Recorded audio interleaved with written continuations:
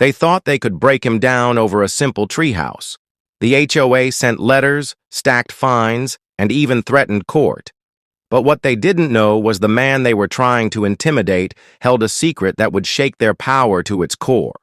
Because the very lumber they stood on, the beams that framed their fancy clubhouse, and the polished wood of their neighborhood entrance, all came from his mill. This is not just a story about a treehouse. It's about respect, dignity, and the moment when a man who had been underestimated all his life finally reminded the world who he was. Marcus Williams had always been the quiet kind of neighbor. He didn't stir trouble, didn't gossip at the corner mailboxes, and didn't complain when the HOA made their usual rounds. For him, peace was found in the sound of hammers, the smell of fresh-cut wood, and the warmth of building something with his own hands. He had inherited that love from his grandfather, who worked the lumber mills of Georgia back when black men weren't welcomed in most trades, but still carved out a life through sheer grit and dignity. So when Marcus's little daughter, Ava, tugged at his sleeve one summer evening and asked, "Daddy, can you build me a treehouse?" There wasn't a second thought in his mind. She wasn't asking for toys or electronics. She wanted something that would last, something that could hold memories the way wood holds grain. Marcus saw in her eyes the same wonder he once had as a boy, and he promised her, "Baby girl, I'll build you the best treehouse you've ever seen." The work started the very next weekend. Marcus spent long hours in his backyard measuring, cutting, fitting beams together. Neighbors walked by and watched as the skeleton of a small house took shape among the branches of the old oak. Ava brought him lemonade, her laughter echoing as she watched her father climb ladders and tighten bolts. For Marcus, it wasn't just a treehouse. It was a gift of love, a safe place for his daughter to dream.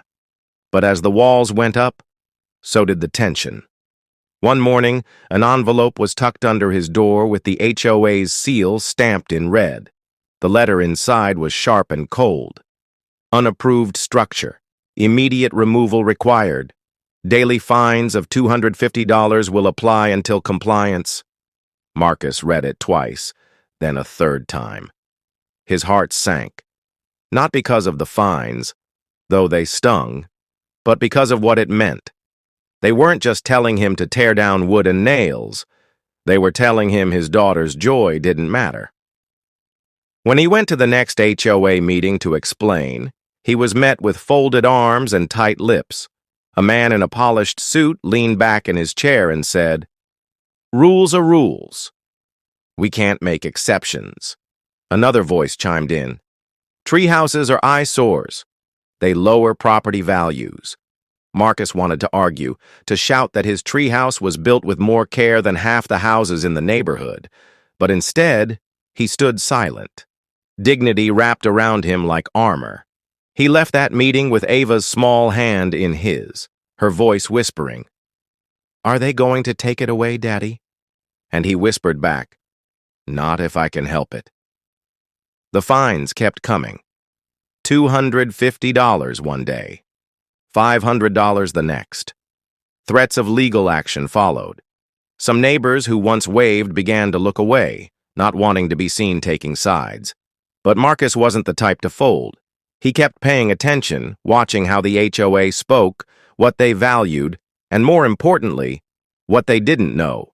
Because what the HOA didn't realize was that Marcus wasn't just a man with a hammer and some free time. He was the owner of a family-run lumber mill on the edge of town, the very mill that had provided the beams for the HOA's own projects, the clubhouse, the fences, even the polished welcome sign at the neighborhood entrance. Every nail they leaned on had passed through Marcus's yard first.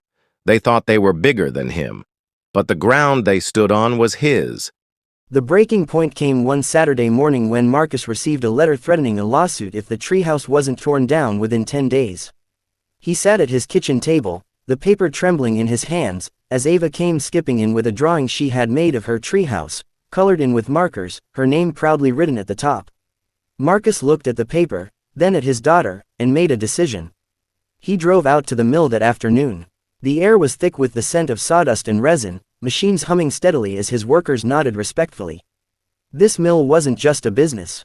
It was a legacy. His grandfather had started it with nothing but borrowed tools and stubborn determination. Through segregation, discrimination, and countless roadblocks, the Williams family had built it into one of the most reliable suppliers in the county. Marcus knew then, if the WA wanted to play hardball, they were about to learn exactly who they were dealing with.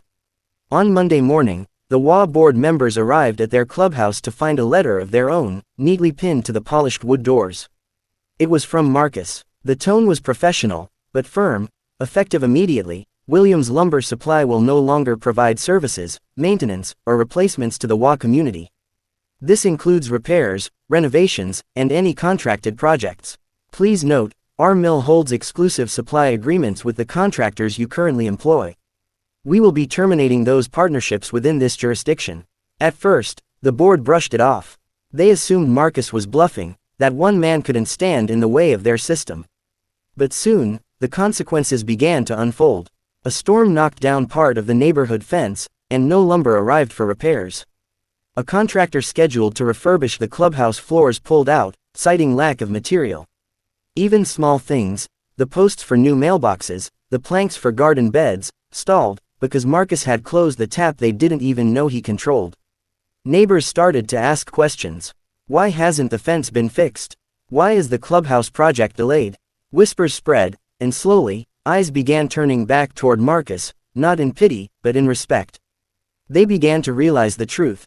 The man they had watched building a treehouse with his daughter was the same man who had quietly supplied the very wood beneath their feet for years.